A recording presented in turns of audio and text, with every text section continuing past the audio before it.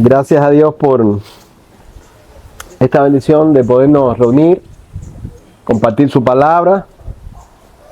Y vamos a continuar el tema de el domingo pasado, o sea, lo que hablábamos de la victoria, esa vida de victoria, algo que yo fui experimentando en mi vida. Y hoy voy a continuar compartiéndoles esas verdades que en la vida mía me ayudaron, la tuve que analizar, la tuve que meditar, profundizar en ellas y que pues te ayuda, ¿no?, a ir pasando cada momento. Este es un camino, como siempre hemos dicho, largo. Hoy tenemos una lucha, pasa un tiempo, otro tipo de lucha, pasa un tiempo más y otro tipo de lucha. Y necesitamos entender que hay una promesa, ¿no? Y es la promesa de victoria. Esa promesa está ahí, pero vamos a analizar hoy un poquito algunos puntos importantes que en ocasiones no lo manejamos. O sea, quizás lo entendemos, quizás lo hemos pensado, pero manejarlo, usarlo, no lo hemos hecho. Entonces es bueno meditar en estas cosas. Vamos a orar. Padre, gracias. Gracias por esta mañana, por la bendición de poder estar juntos, compartir tu palabra, y te rogamos que tu Santo Espíritu pues nos guíe en todo esto. Amén y amén. Bueno, cuando hablamos de victorias, indiscutiblemente tenemos que entender que va implícito guerra y enemigo. ¿Ok? Porque se habla de victoria. Sí hay una victoria, sí, pero ¿victoria de qué? O sea, va implícito guerra y enemigo. Entonces, la batalla esa, la guerra es constante, es hasta el final. No creo que dejemos de pelear aquí en esta tierra hasta que lleguemos a la presencia de Dios y nos digan: bien, buen siervo fiel, sobre poco has sido fiel, sobre mucho te pondré. O nos digan: bien, deja la espada, ahora coge tu corona. Y es la parte que ya uno dice: ya terminé. Pero mientras tanto vamos a estar guerreando. La Biblia dice claramente que no tenemos lucha contra carne y sangre, sino contra principados, potestades y huestes espirituales de maldad. Esto es una de las cosas que yo pienso que tenemos que entender. ¿Quién es el enemigo? O sea, ¿cómo viene el enemigo? ¿Cómo se disfraza el enemigo? ¿Y a través de qué puede atacarnos el enemigo? O sea, muchas veces nosotros estamos viendo, sin menosprecio, pero hay que decirlo, a todas esas personas tontas o tonteando, echando batallas espirituales, con cintas espirituales, con pandero, toda esa religiosidad, que eso, perdónenme, eso es una basura, eso no salva nada, ni pelea nada, ni sirve para nada, ¿no? Compréndanlo, yo no menosprecio a esas personas, yo menosprecio esa conducta, yo menosprecio al liderazgo que no enseña correctamente, al liderazgo que más que formar el corazón del justo, de los cristianos, de los piadosos, lo que está buscando es grupo, miembros, diezmos. Eso es lo que yo menosprecio. Esas personas en ignorancia, pues lo hacen y no entienden esta parte, que no tenemos lucha contra carne y sangre, sino contra principados, potestades y huestes espirituales de maldad. Un día interioricé, hace muchos años, que al diablo no le importaba que tú fueras a la iglesia. O sea, el diablo sabe que si tú vas a la iglesia, tienes una vana religión, ¿verdad? Y tú estás contento ahí y estás enganchado en el listado de los que van al infierno, él está contento. Te va a mantener en la iglesia. Cuando hemos entrado a predicar a muchas iglesias, estoy hablando de iglesias cristianas evangélicas, donde nos encontramos enemigos, gente que te dicen que no, pero ¿cómo que se puede vivir sin pecar? No. Si yo llevo 50 años, yo soy fundador de la obra, es imposible vivir sin pecado. Tú no has conocido lo que es la regeneración. Porque lucha contra carne y sangre no tenemos. Es contra principados, contra potestades, huestes espirituales de maldad. Y esas huestes operan bajo normas. Compréndanlo. O sea, esto no es una lucha así ya, vamos a pelear y ya, vamos a atacar a los cristianos, vamos a atacar. No. Hay normas espirituales. normas espirituales que nosotros no conocemos. A veces sí las conocemos, pero otras no las conocemos. No las imaginamos, las suponemos, las deducimos de cosas de las Escrituras, pero no podemos decir, no, es de esta manera. Por tanto, todo lo que se hable de ángeles, de demonios y del más allá, podemos meterlo en la teología ficción. No hay manera de tú poder definir por las Escrituras, esto es así. Tú puedes saber que existe, y yo sé que existe, y sé que hay una forma de pelear. Pero yo no puedo creer que yo voy a hacer esto en mis fuerzas. Porque precisamente en la palabra dice que estas personas tontas, desconociendo el tema de las potestades superiores, se ponen a hablar y a maldecir y a eso, y dice, ni aún aquel ángel que peleaba por el cuerpo de Moisés se atrevió a proferir nada. Solamente dijo que el Señor te reprenda. O sea, como diciendo, ahí eso es un tema que nosotros no podemos meternos. Así que si estamos pensando que con las cintas vamos a partirle la cabeza a Satanás o ponerlo, no va por ahí. No va por ahí. Un día Dios me dio la estrategia de victoria contra el diablo. La estrategia de victoria me la dio Dios. O sea, y yo dije, mira qué fácil. Qué fácil, no es echar fuera demonios, no. Dice, quiero pues, hermanos, que seáis sabios para el bien e ingenuos para el mal, y el Dios de paz aplastará en breve a Satanás debajo de vuestros pies. ¡Wow! Así de fácil, así de sencillo, por ahí va la cosa. Ingenuidad ante lo malo. Sabiduría para buscar lo bueno, para buscar la voluntad de Dios, para entender qué es lo que Dios quiere de nosotros.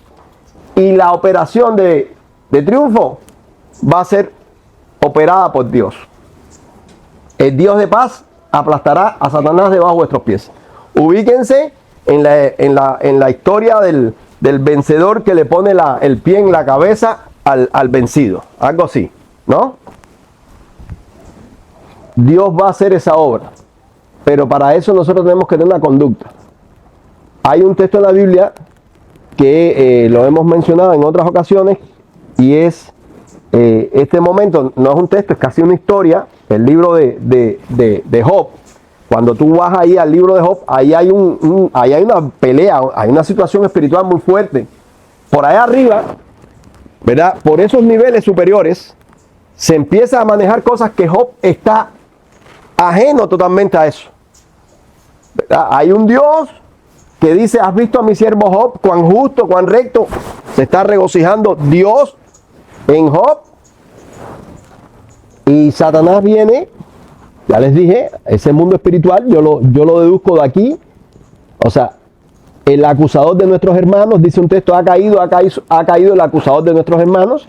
Por eso digo, hay reglas espirituales, existen. Satanás ahí, por lo que veo, podía llegar a la presencia de Dios, ese adversario. Y yo quiero que ustedes comprendan, Satanás es una figura legal. La idea del Satanás es el fiscal, el adversario, el que trae la acusación. Por eso yo quiero que comprendamos que en todo esto, en toda esta batalla hay leyes. Y esas leyes no se pueden violentar. En esta batalla no se puede resolver el problema ni con cintas mágicas, que en un texto de la Biblia habla de eso también. O sea, la idolatría a través de la historia del pueblo de Dios ha sido en muchos momentos acatada. Ni se puede pensar en cintas mágicas, ni se puede pensar en conjuros, ni se puede pensar en posiciones. Para entrar a una batalla, lo primero que tú tienes que entender es cómo se hace la batalla. Después, ¿quién es el enemigo? Que es uno de los grandes problemas. ¿Quién es el enemigo? ¿Cómo yo puedo saber quién es el enemigo? Cuando yo veo a una persona que se está oponiendo a mí, lo primero que yo miro es por qué se está oponiendo a mí. Y me doy cuenta que no se está oponiendo a mí porque yo soy un individuo de cierto lugar, cierta región, cierto análisis. Se está oponiendo a mí porque yo estoy diciendo algo de las Escrituras, ¿ok?, que le hace daño. Hace muchos años yo no tengo enemigos. Pero los enemigos que yo tengo, los tengo por la Biblia. Por respetar las escrituras y por enseñar lo que yo veo en la Biblia. Entonces, cuando yo llego y digo algo como no se puede decir que eres cristiano y vivir en pecado, ya ahí se levantan muchos enemigos. Cuando yo llego y digo no puedes decirte tú o llamarte tú cristiano si maltratas a tu hermano, ya ahí hay un enemigo. Ya esa persona se molesta. Si tiene una actitud humilde, no, lo acepta, amén. Pero por lo general, no es muy fácil. No es muy fácil, la gente no aceptan. ¿Por qué no aceptan? Porque han encontrado falsos recursos, subterfugios peligrosos para vivir, para considerarse cristianos, aún haciendo lo que quieren, ajeno a lo que la palabra de Dios nos manda. Entonces ahí sale un enemigo. Pero ese no es mi enemigo. ¿Ok? Ese no es mi enemigo. Ese individuo, ese individuo no tiene por qué asustarme. No tiene por qué asustarme. Es como, escuchen bien, cómo Satanás va a entrar en el corazón de ese hombre. Acuérdense que dice la Biblia que Satanás entró en el corazón de Judas. Y dice también las escrituras, llegará la hora que cualquiera que os mate pensará que rinde servicio a Dios. O sea, todo eso que pasa es precisamente por una operación de las tinieblas. En ocasiones le he dicho a muchas hermanas, o sea, tú tienes que entender que detrás de tu esposo impío hay una potestad demoníaca. Y eso lo tenemos que comprender, cómo operan los poderes, cómo opera el diablo en este mundo. Entonces mi lucha no es contra carne y sangre.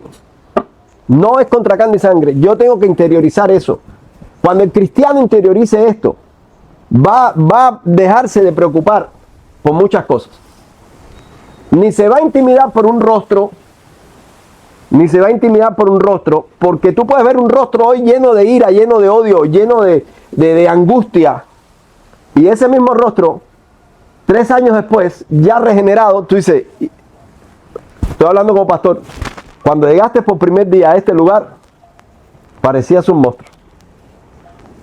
Ya después, cuando ves Cristo en la vida de ese individuo, es un cambio total. Su sonrisa, su amor, su alegría. Tú dices, amén. Entonces, aquí el susto no es el humano. No es el humano. Yo siempre le digo a los hermanos, porque bueno, ustedes saben, el país está en crisis, por ahí, por las redes te mandan a decir cosas, a pelear, sal a la calle, pueblo. Y yo digo, el tema aquí es contra quién voy a luchar. Hay 2 cosas que a mí me preocupa. 1, contra quién voy a luchar, y 2, por quién voy a luchar. Sí, ¿por quién voy a luchar? Porque, a ver, ¿acaso sería justo que yo arriesgara mi vida, mi libertad y todo para darle mejor vida al borracho a la esquina? Voy a luchar por ese. Porque yo no tengo problema, Yo he aprendido a saltar los obstáculos. Yo he aprendido. Si no tengo arroz yo como plátano, no hay problema con eso. Yo no voy al pan, no, vino el pan, no, yo compro pan y si no hago un pan de boniato, un pan de yuca, hay mi forma de vivir. Yo del hombre no espero nada. Y como no espero nada, precisamente por eso soy libre en muchas cosas. Pero la pregunta es, ¿contra quién voy a luchar? Porque ¿a quién voy a enfrentar yo? Yo quiero saber eso. La gente no entiende en esta parte de que para yo luchar necesito saber quién es el enemigo. Y después por quién voy a luchar. Cuando uno llega a Cristo, descubre que hay algunos tipos peligrosos que tienes que enfrentar. Y uno de los peores tipos es uno mismo. Cuando descubres que tú eres un problema para ti, para tu salvación, para tu permanencia, tu ego, tu orgullo, tú dices, aquí hay un enemigo que hay que saber controlar. Por eso nosotros tenemos esa parte de responsabilidad de cuidar nuestra fe. La Biblia dice, y yo he rogado por ti para que tu fe no falte, y tú una vez vuelto confirma a tus hermanos. O sea, tenemos una responsabilidad. ¿Cuál es la responsabilidad que tenemos? La de que la fe no nos falte. Y esta es la victoria que ha vencido al mundo, vuestra fe. Nosotros tenemos que saber que a partir del momento en que le decimos que sí a Cristo, empieza un trato con nuestras vidas. Dios nos empieza a tratar de distintas maneras. Y el trato más duro es precisamente esa parte del ego, el ego, cuando Dios te dice no. Y nosotros nos podemos orar por cosas, empezamos a orar por poder, empezamos a orar por dones y empezamos a orar por 1.000.000 de cosas. Pero nada de esto significa espiritualidad. Todo esto es una fuerte carga de ego. Porque yo oraba por poder. Señor, dame poder, dame poder. Dame poder. Hasta que un día Dios me mostró, porque Dios nos trata. Yo creo en Dios. Dice Pablo, acuérdense, hermano, que cuando ustedes estaban en el mundo eran llevados los ídolos mudos. Pero ahora no es así, y a partir de ahí empieza a hablar de los dones. No es así, ahora tenemos dones, ahora Dios nos trata, el Espíritu nos trata. Dios empieza a hablar con cada uno de nosotros, diciéndonos cosas y marcándonos cosas. Y esa es parte donde Dios nos dice, ¿tú para qué quieres poder? ¿Para qué queríamos poder? Para honrar a Cristo. Mi única responsabilidad cuando yo pedía poder era llegar al fin de semana sin pecar. Ya, más nada. Iba a la escuela, hablaba de Cristo, regresaba, pero yo quería poder. Yo quería poder como los discípulos, como cuando fueron a entrar allí a Samaria, ¿no? Que oramos para que descienda fuego del cielo.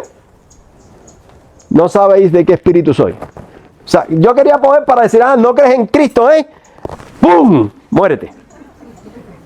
Te estás burlando del cristianismo, ¿no? Para afuera. O sea, estoy cargado de ego, de yo, de mí. Que Dios necesitaba mostrarme que tenía que tratar en muchas áreas de mi vida. Hoy yo llego y ya no me interesa si las personas se burlan de mí. Pero ustedes saben qué pasa. Que ya no se burlan de mí. Y me asombra que en los lugares donde llego y me pongo a hablar, el poder del Evangelio los deja sin palabras. Me doy cuenta que ya no hay por qué preocuparse, porque la palabra de Dios es cortante.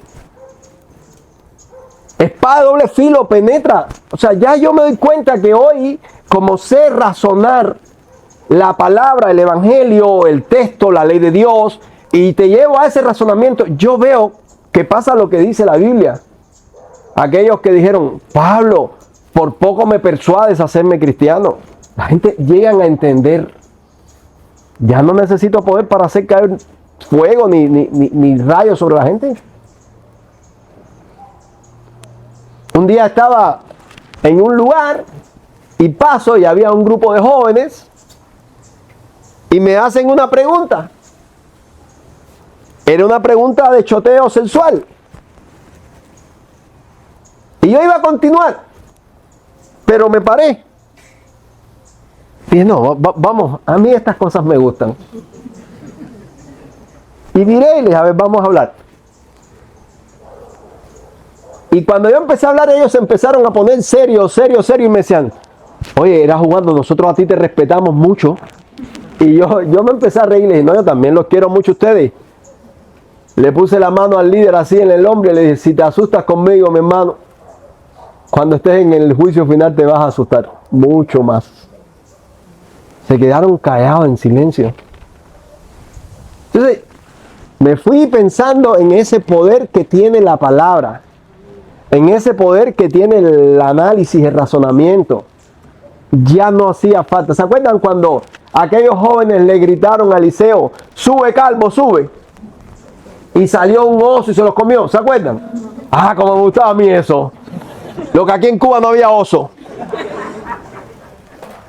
Pero como me gustaba, yo decía, ay, si yo tuviera algún oso Aunque sea un perro de pelea, pero para echárselo, vaya. Ya no. Esos no son el enemigo. ¿Me entiendes? Esos no son el enemigo. Hay gente que se burlan. Porque son burlones. Pero no son el enemigo.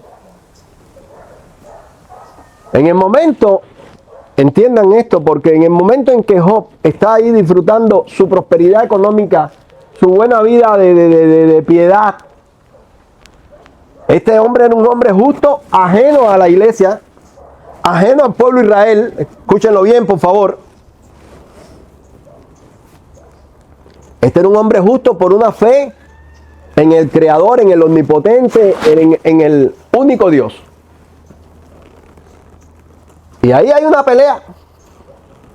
Satanás entra, Dios se gloria diciendo: ¿has visto a mi siervo Job?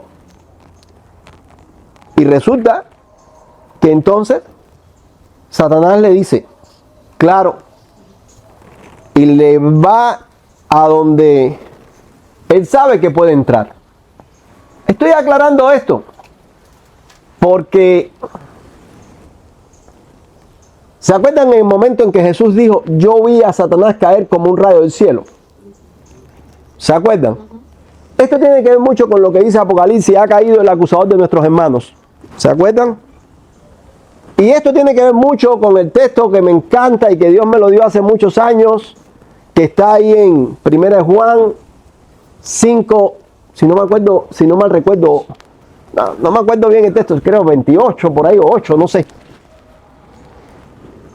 Aquel que ha sido engendrado por Dios nos guarda y el maligno no nos toca.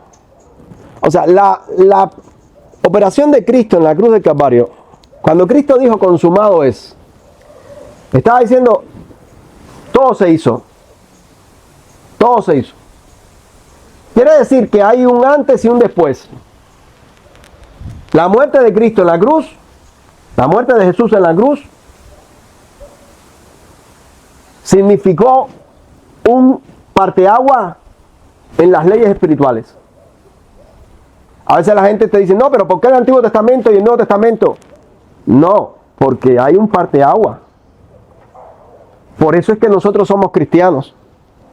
Por eso es que nosotros no somos judíos. Por eso nosotros no tenemos que salir a buscar nada. Escúchenlo bien. Nada en el judaísmo. Todo lo que necesitamos del judaísmo nos lo traspasaron nuestros queridos apóstoles. Hay un parteagua. Job tuvo que pasar ese momento difícil. Los hijos de Elí se embarcaron.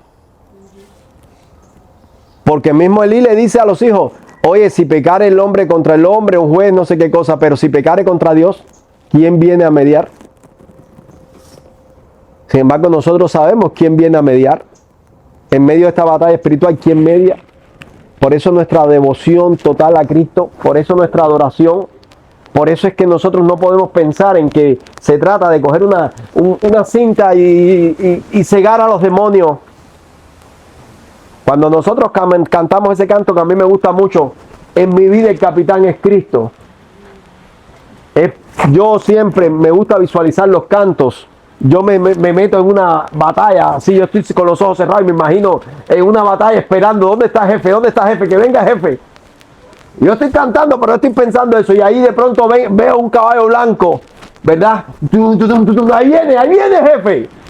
Dinos por dónde va, que vamos atrás de ti. Esa es mi batalla. O sea, yo batallo atrás del capitán.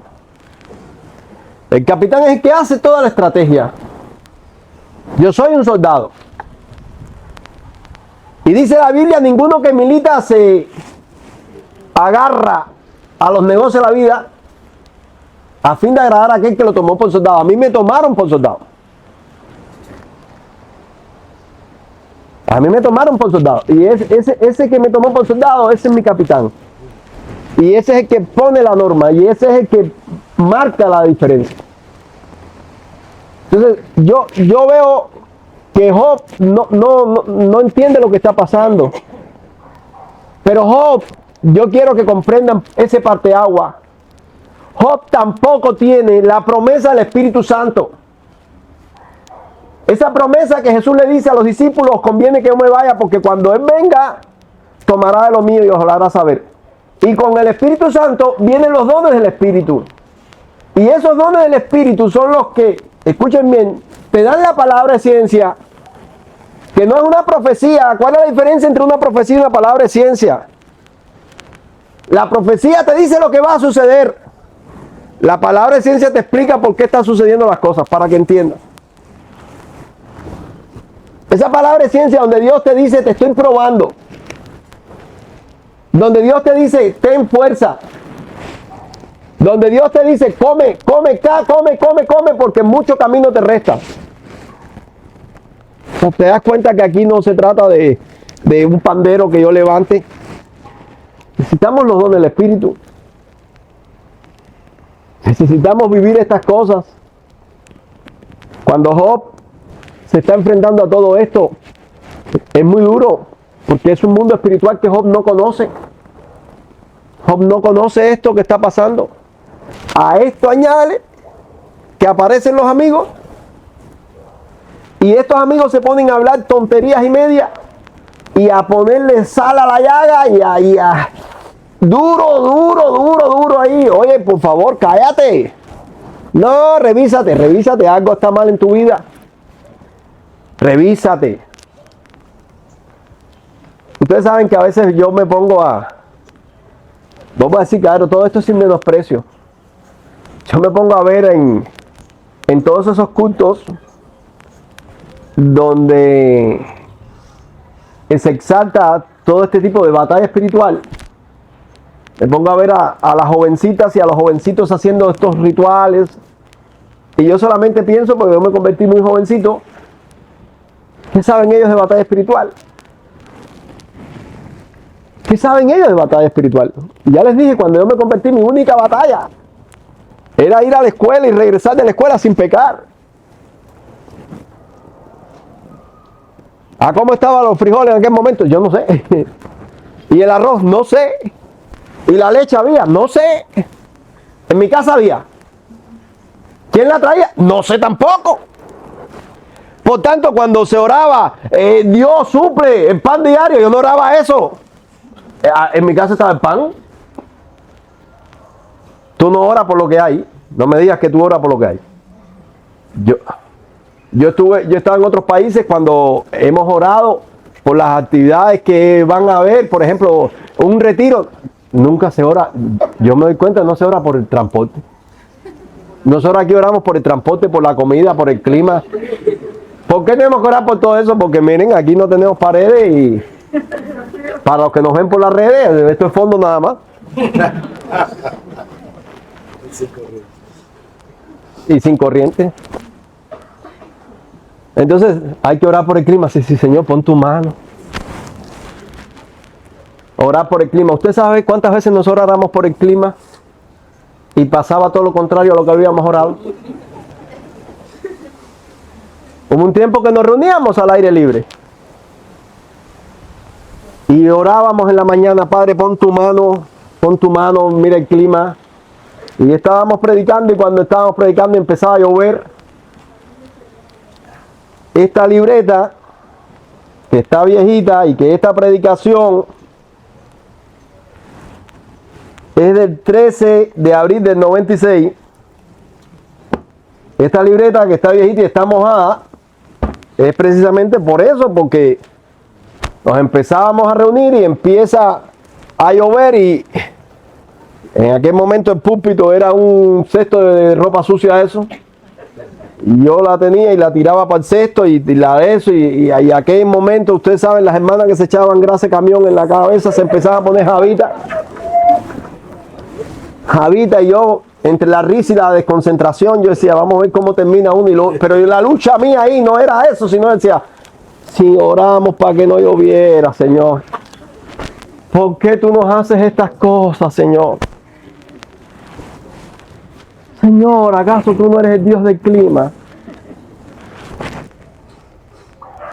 Al final, todo pasa. Nos formamos más, entendimos cosas, responsabilidades humanas, vamos a hacer un techito, si nos lo rompen vamos a hacerlo en otro lugar, vamos a buscar cosas.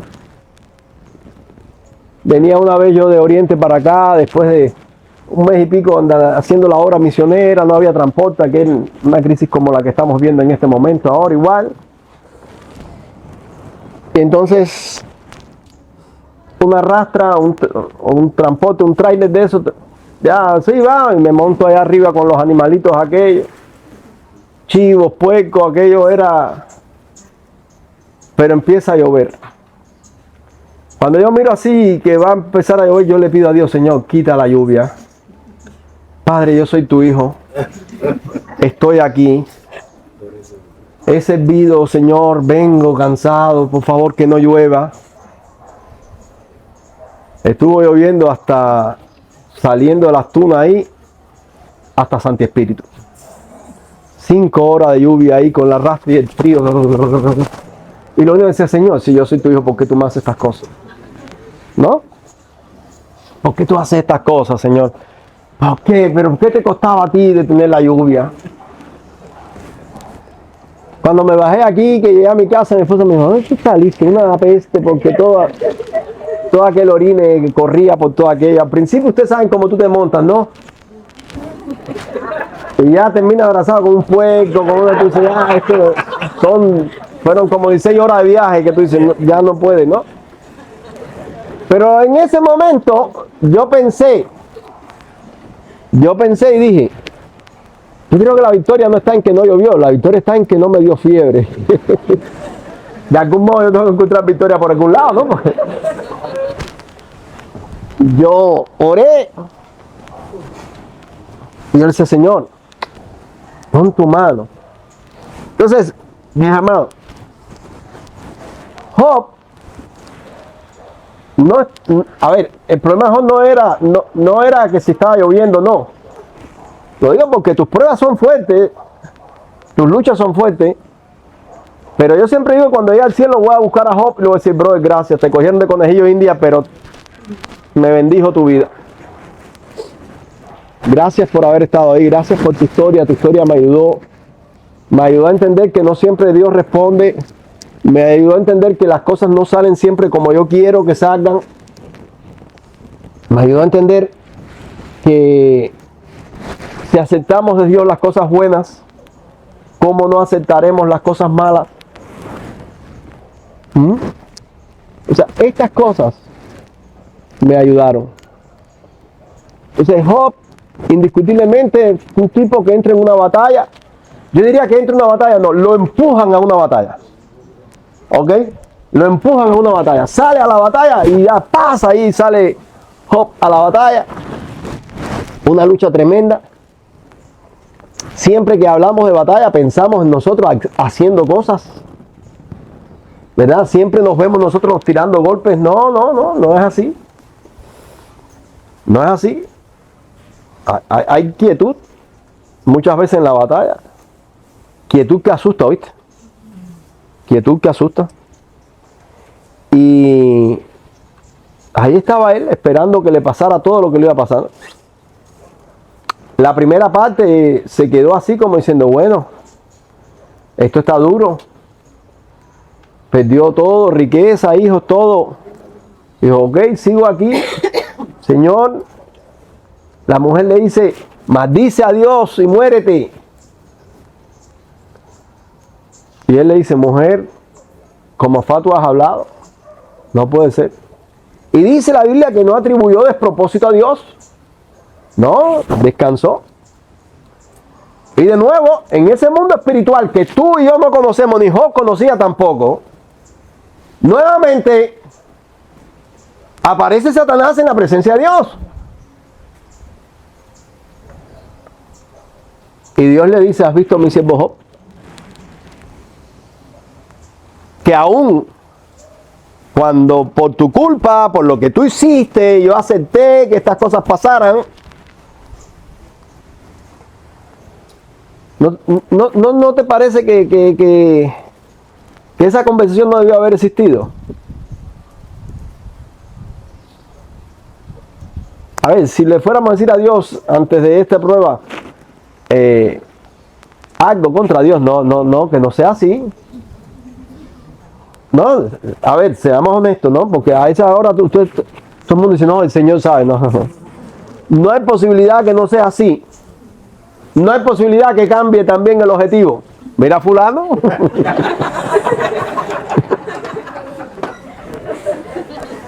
¿No? Así que porque yo me porto bien, me mandan a mí para la caliente.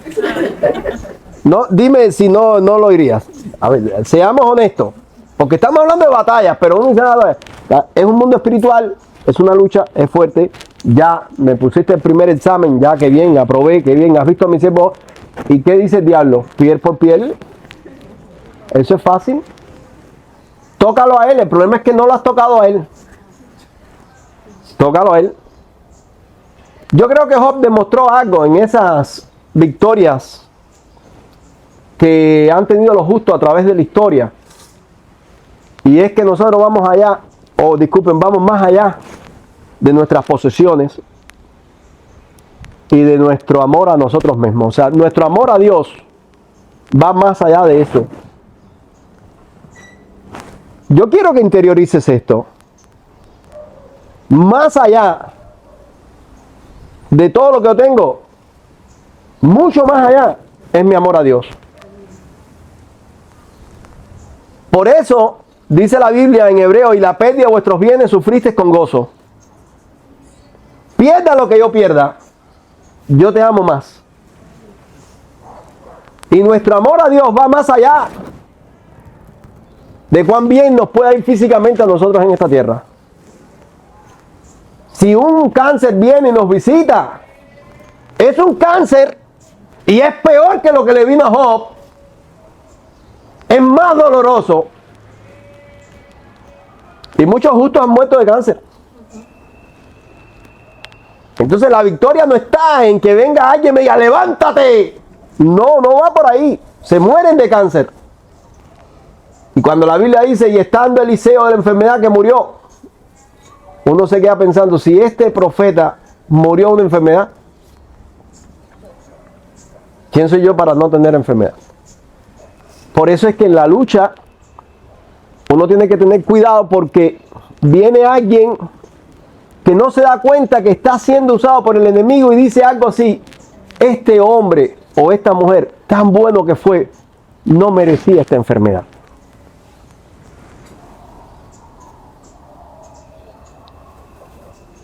Tuve un amigo que fue un buen tipo, un gran intelectual y un profesor excelente. Pero murió con 42 años. Le dio un infarto. Y me tocó a mí, me pidieron que dijera unas palabras en el culto fúnebre que se hizo. Muy grande. Él era una persona con mucha influencia y me pidieron que dijera unas palabras. Y yo dije las mismas palabras que él me había dicho a mí en otro momento para consolarme por la muerte de otro amigo. Lo mismo que él me dijo, y yo lo dije, yo voy a decir lo que él me dijo cuando murió otro amigo. En esta vida, los momentos tristes, así como los alegres, son pasajeros. No podemos perder la visión. Saliendo, había un grupo de alumnos y me llaman y me dicen, ¿por qué le pasa esto a la gente buena? Todo el mundo estaba muy consternado, a ver, entiéndanlo. Un tipo fuera de serie, un intelectual, conocedor de idiomas, o sea, un tipo, ¿no? Entonces se supone que una persona con tanta preparación debe durar por lo menos, que nos lo den 80 años para que nos aporte todo, ¿no? Pero aparte una persona carismática, una persona de bien.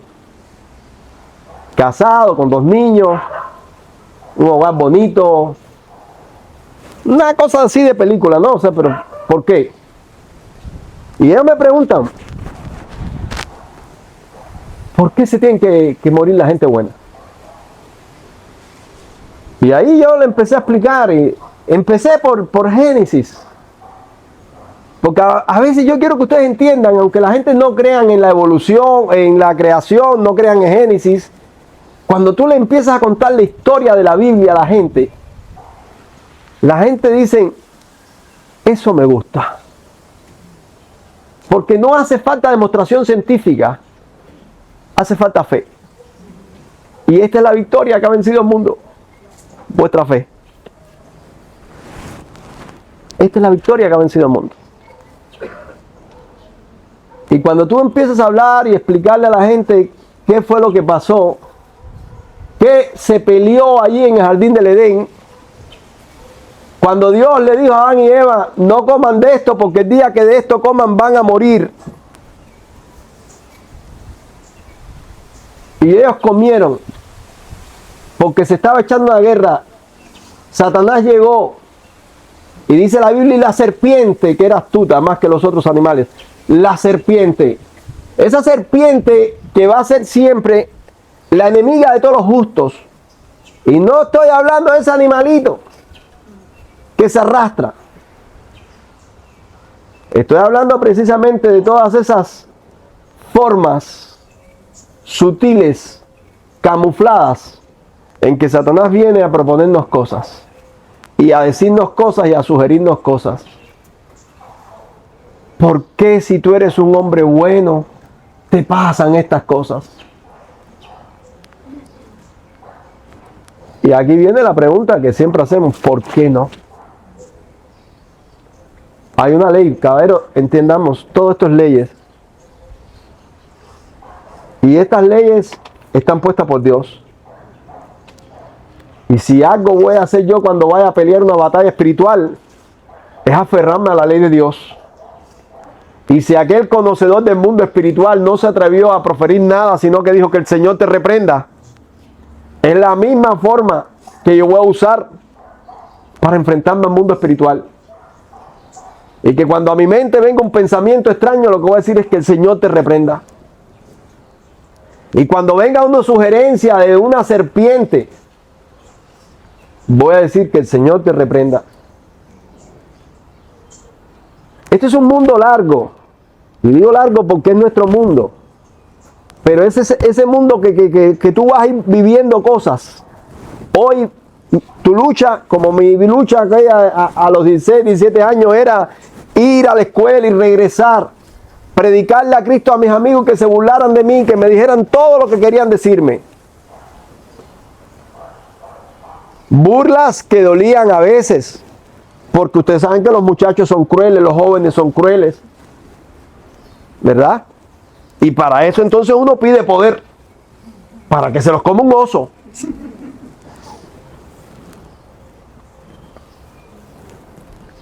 Pero ustedes saben cuál era el oso que Dios le tenía preparado a toda esa gente.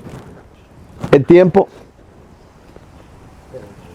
Porque el tiempo ha pasado y todos han sido devorados por ese oso. Porque hoy cuando me los encuentro, están deshechos. Porque hoy me reconocen como el modelo. Porque hoy dicen, wow, qué bien te ha ido a ti. Y sí que me ha ido bien, ¿eh? Pero me ha ido bien precisamente por los preceptos escriturales que me han guardado en cada momento. Tener la Biblia para saber cómo reaccionar es muy importante. Amados, hay una cosa que yo creo que tenemos que entender. Y es algo que yo lo he denominado la metamorfosis. Para mí en el cristianismo está el nuevo nacimiento y está la metamorfosis.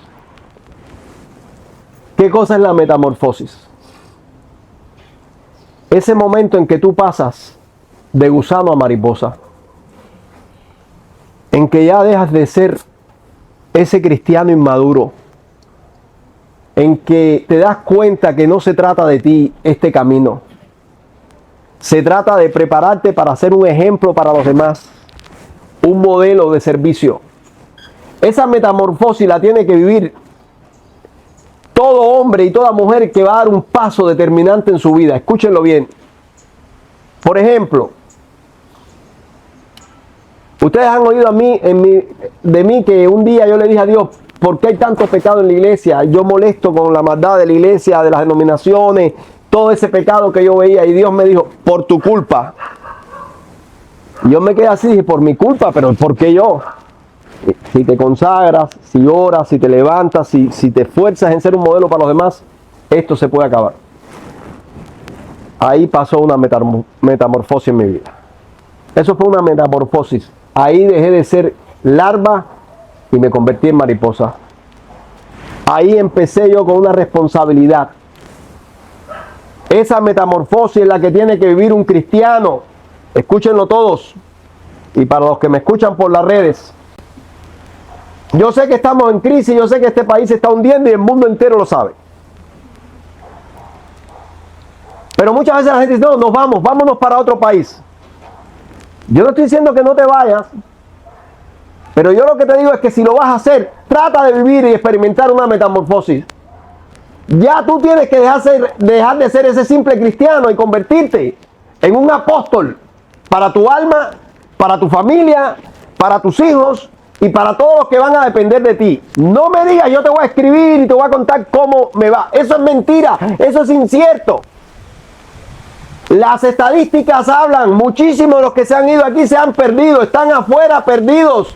Y lo otro es, siguen con una crisis existencial, sin Cristo, con un conflicto, sin casa, sin abundancia, porque resuelven frijoles o arroz. No representa que estén felices y que estén realizados. No entendieron. No entendieron. Tienes que saber que hay que existir. ¿Por qué? Porque es la única forma de llegar al final. Y para existir tenemos que ser. Y necesitamos esa metamorfosis. Cuando yo interiorice y diga, ya no va a haber un pastor que va a correr a mi lucha. Ya yo tengo que saber cómo luchar. Ya yo tengo que sacar de las escrituras el alimento. La metamorfosis es lo que tiene que vivir un justo cuando su pastor está mal, cuando expulsan a su pastor o cuando en su iglesia todo está mal. Ahí tiene que existir una metamorfosis. O el pastor se fue, abandonó la Grace, se fue para los Estados Unidos o para Brasil o para el país que se haya ido. Ya, ¿y ahora qué vamos a hacer? Metamorfosis. Esto no va a caer en el piso. Ya yo no voy a ser la larva, yo voy a convertirme en mariposa. Cuando pasen los años que la gente diga, el que te ve no te conoce. Para ese proceso, escúchalo bien, para ese proceso vas a tener que sufrir. Porque muchas personas te van a decir, ¿y quién te puso a ti por juez? ¿Quién te puso a ti por pastor? No te preocupes por eso. No te preocupes. A mí me preguntaron, ¿pero tú pasaste seminario? No, yo no he pasado seminario. ¿Pero quién te impuso las manos a ti? La sucesión apostólica. No te preocupes, todo eso son mentiras religiosas. Esa es la serpiente diciendo, serás como Dios. Hay que experimentar una metamorfosis. Hay que crecer, hay que decir, de ahora en adelante, por aquí no pasa un filisteo. Tiene que ser así. No es de otra forma, escúchenlo bien. Hay mujeres que nunca experimentan esa metamorfosis. Se pasan toda la vida de gusano, de larva. Nunca se vuelven mariposas. Hay cristianos que nunca experimentan esa metamorfosis. ¿Entiende qué cosa es? Un día llegaste, te pusiste en una actitud de soberbia, terca, con tu marido, con tu familia, y el Espíritu te mostró, no es así. Interiorizaste y dijiste, es verdad. Lloraste, perdóname, Señor, perdóname. Y Dios te perdonó. Y al tiempo vuelves a caer en lo mismo. ¿Por qué? No has experimentado una metamorfosis. No, porque a mí sí que no me van a hacer daño, porque yo... Cuando tú experimentas una guerra y tú vas a la oración y en la oración Dios te da la batalla, o sea, te la regala, te dice, toma, eres victorioso, aquí estás, levanta tu estandarte de victoria. Jehová Nisi, Él es mi bandera, aquí, Dios, yo hago todo esto por Dios, amén. A partir de ahí, mi vida está marcada por esa victoria. Por esa victoria. Poco tiempo después, he visto a muchas mujeres caer en lo mismo. No, porque si mujer, si ya Dios te enseñó, te explicó el valor de la unidad, de la sumisión, ¿por qué vuelves a caer en lo mismo? Y puede venir la persona y decirte, no, pero es que él también hace daño. Cuando Dios te mostró la forma, te lo hizo sin tenerlo en cuenta a Él. No seáis vencido por el mal, dice la Biblia, sino venciendo con el bien el mal. Cuando ya Dios me mostró que mis vecinos no son mis enemigos, no son mis enemigos. Ellos van a seguir haciendo daño. ¿Ok? Ellos van a seguir haciendo trastadas. Ellos van a seguir robándote la fruta, tirándote la basura. Ellos van a seguir haciendo lo mismo. Ellos van a seguir siendo hipócritas, hablando más de ti. Después te dicen, ¿qué tal? ¿Cómo estás? Ellos no han cambiado. Pero tú... ya no eres gusano, eres mariposa. Tú estás experimentando una metamorfosis. Yo me fui de la religión hace años y la religión no ha cambiado, sigue siendo igual. Y siguen hablando más de donde yo me fui y de mí y de todo eso. Pero yo no soy gusano. Yo tengo mucho que volar. Yo tengo mucho que fructificar. Yo tengo mucho que polinizar. Esa no es mi batalla. Cuando Job venció, cuando Job escuchó a Dios, porque él reclamó muchas cosas, pero cuando llegó a la presencia de Dios, todo se quedó en cero, los argumentos se quedaron en cero. Ahí Job experimentó una metamorfosis. Ahí Job experimentó un cambio real. Y dijo, qué regocijo siento en mi ser. Todas las pruebas pasaron ya. De oída te había oído, mas ahora mis ojos te ven. Una experiencia, una vivencia. Una vivencia real, una cosa hermosa. Amados, no podemos pensar, no una guerra, esto, lo otro. Ya les dije, aquí Cuba tiene un gran problema. Y lo digo porque a veces la gente, yo me he encontrado muchos extranjeros y me dicen, pero ¿por qué ustedes no hacen algo? Y una vez una persona me decía, un amigo dominicano, pero oye, pana, pero ¿por qué ustedes no hacen algo? Yo le decía, ¿cuántos años estuvo Trujillo ahí haciendo maldades en República Dominicana y ustedes no hicieron nada? Y si el español te habla, dile, oye, si Franco los mataba a ustedes por montones. Y si te habla en francés, dile, oye, pero si ustedes tenían ahí la Revolución Francesa con todos los crímenes y después lo cogió Napoleón. Y si te habla quien te hable, siempre hay un dictador. Pero yo no puedo asumir la indignidad de este pueblo, porque aquí hay una cosa. Uno, ¿contra quién voy a luchar? Dos, ¿por quién voy a luchar? Y tercero, después que todo esto cambie, ¿acaso la gente no sigue siendo lo mismo? ¿No siguen la gente, los cubanos en Miami, robando en brujería, en idolatría, en palomas, en sexo, en groserías? Lo único que puede cambiar el corazón del hombre, yo sé lo que es. Se llama Jesucristo. El tipo que me dio felicidad a mí en el 1987 y hasta ahora la sigo teniendo y no me la ha podido quitar nadie. Nadie. Del hombre no espero nada. La crisis aquella durísima de los años 90, que teníamos piojos, sarna, no había comida, no había jabón, no había nada. Nosotros la disfrutamos mucho. Y tú dirás, ¿pero por qué? No es que yo sea masoquista. La disfruté porque yo vi caer el poder, el comunismo, la hipocresía, lo vi caer. Mi lucha no es contra carne y sangre. Estas victorias nosotros tenemos que saberlas vivir. Yo te puedo decir que llevo a muchas personas sobre mis hombros en todos estos años y son personas que siempre me regocijan ver a mis hermanos, cómo han crecido, cómo son hombres de bien, cómo son padres de familia, cómo son mujeres santas. Y estoy diciendo de santas y normales. ¿Ok?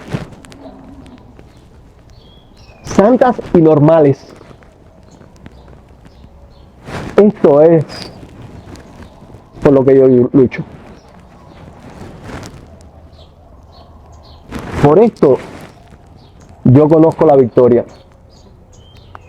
La victoria viene precisamente cuando tú como hombre o como mujer de Dios determinas cambiar y dices, ya yo no voy a seguir siendo la misma o el mismo. Por eso yo digo, está el nuevo nacimiento, amén. Naciste de nuevo, eres una nueva criatura. Pero tienes que experimentar la metamorfosis. Yo creo que aquí todos, muchos de nosotros hemos escuchado personas que dicen, ¡ay, Señor, gracias! Gracias por esta nueva oportunidad. ¿Hasta cuándo? Yo no había entendido nada. ¿Hasta cuándo? ¡Qué linda predicación! Dios me habló. ¿Llevas 20 años aquí? Regocíjate en lo que yo me regocijo. Amén. Pero no puedes decirme que Dios te habló. A ti Dios te tiene que haber hablado hace años. Y si tú sigues en lo mismo, usted es una larva. Usted es un gusano, usted es una oruga. No has experimentado la metamorfosis, no ha pasado a lo que toca, a lo otro. A ese crecimiento. Eso es victoria. No, ¿cómo voy a pelear yo mi batalla? Así. Con determinación. Primer enemigo. Ten cuidado de ti mismo. Dice la palabra, yo no me voy a conceder nunca más el derecho de un berrinche. ¿Ya está bueno? Señor, mira la lluvia. Amén. Ya yo no oro ni por la lluvia, que me llueva. Ya yo ando con capa. Ya yo no oro por esas cosas. Las oraciones de un justo cuando pasan los años es otra cosa. Es que la gente entienda en quién es Dios, cómo Dios es amigo en todo momento. Pase lo que pase, Dios no ha fallado. Que no nos venza la incredulidad. Prohibido perder la fe. Tenemos que creer aunque no tengamos nada. Se esperan momentos difíciles, no me importa. Mi rey me va a ayudar. Reparta 7, dice la Biblia, y aún a 8, porque no saben más que vendrá mañana. Nos toca ahora hacer más misericordia, andar más junticos, compartir más el platanito, compartir más la poquita comida que tenemos y a disfrutarlo. Y a disfrutarlo, es lo que nos toca. Y esos momentos lindos así, junticos, los recordamos porque fíjense, nuestros hijos y los que están afuera del país, ¿por qué añoran tantas cosas? Porque dicen, es que en Cuba era diferente. Es que esta pechuga no sabe como la de Cuba. Es que esta carne no sabe como la de Cuba. ¿Por qué? Mira algunos, no, porque aquellos son pollos hormonados. No, mentira. Es porque no te rodean los que te rodeaban en Cuba. Es porque esas cosas donde nos ponemos todos en la cama en un apagón y con frío, ¿verdad? Y ahí este le mete el pie abajo al otro y ahí estamos ahí, ¿verdad? El papá, la mamá, los 3 niños, los 4, los 5, los 3, no sé, la abuelita por allá también. Abuela, ven para acá. Eso se queda aquí. Eso se queda aquí. Entonces, cada momento en que tú puedes tener esas oraciones, yo le decía el otro día a mi esposa, estábamos hablando y le decía, yo esta predicación la disfruté muchísimo. La disfruté mucho porque son cosas que tú vas hablando, pero es Dios el que te está hablando a ti. Tú dices, no sé quién está delante de mí, pero tú lo estás hablando y es Dios diciéndote cosas, ministrándote ahí. Y coincidíamos en una cosa, es que la satisfacción espiritual va más allá. A ti te regalan una cosa, por ejemplo, los varones, en general nos gustan mucho las herramientas y te regalan una herramienta y dicen, oye, qué bueno, oye, mira, sí, hay una satisfacción. Pero la satisfacción espiritual, cuando tú sabes que Dios te está hablando, cuando tú sabes que hay un alimento ahí que está quedando como algo sólido, eso es una cosa indescriptible. Eso es algo especial. Y que Dios nos haya dado a nosotros tantas cosas,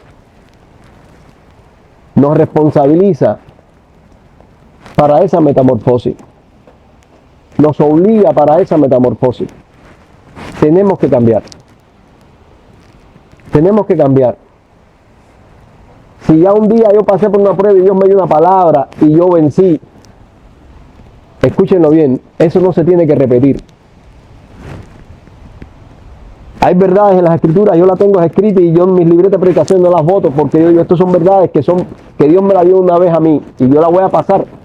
Pero yo no tengo que estar preguntando cómo es esto, ya yo sé cómo es eso. Eso no se va a repetir más nunca en mi vida. Más nunca en mi vida. Si ya yo experimenté la pérdida de un padre espiritual porque se murió o porque apostató, hay que experimentar una metamorfosis. Si el pastor de la iglesia se fue, se perdió, hay que experimentar una metamorfosis. Si mi esposo, que era la cabeza del hogar, pecó, hay que experimentar una metamorfosis. Si hay que irse del país porque mi esposo, la familia se va, es una metamorfosis. Ya yo no voy a ser la misma mujer. Voy a ser una mujer apóstol. Con una responsabilidad con mi alma y la de mis hijos. Mi oración se tiene que duplicar. Mi vida tiene que estar consagrada. Mi cobertura espiritual tiene que estar ahí segura. Que Dios nos ayude y nos dé entendimiento. Vamos a orar. Padre, en el nombre de Jesús. Creo que si vamos a hablar de batallas y de victorias, hay que hablar del capitán. Ese capitán que ganó y que venció y que se mostró como Dios fiel. Ayúdanos a rendirnos fielmente ante ti, Señor. Venga tu reino. Hágase tu voluntad en la tierra como se hace en el cielo. Te lo pedimos en el nombre de Jesús. Amén. Ya. Dios les bendiga, mis amados. Y nos vemos el domingo próximo.